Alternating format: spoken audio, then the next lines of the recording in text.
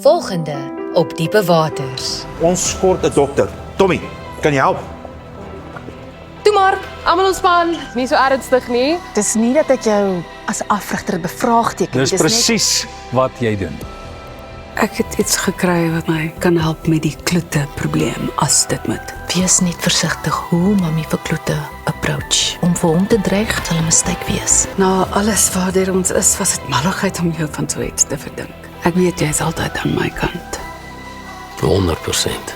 Ek neem aan, julle is almal hier om vir my die hele fiete voor te lees. Nee, pa, ons is net hier om seker te maak dat ons afrigters met respek hanteer word. Ek wou jou net, My laat beter voel.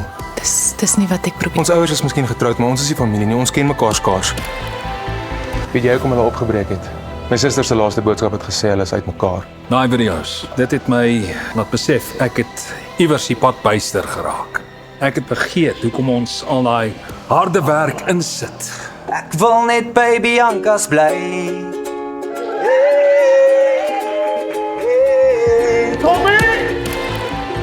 Bro, ek is jammer. Jammer oor wat?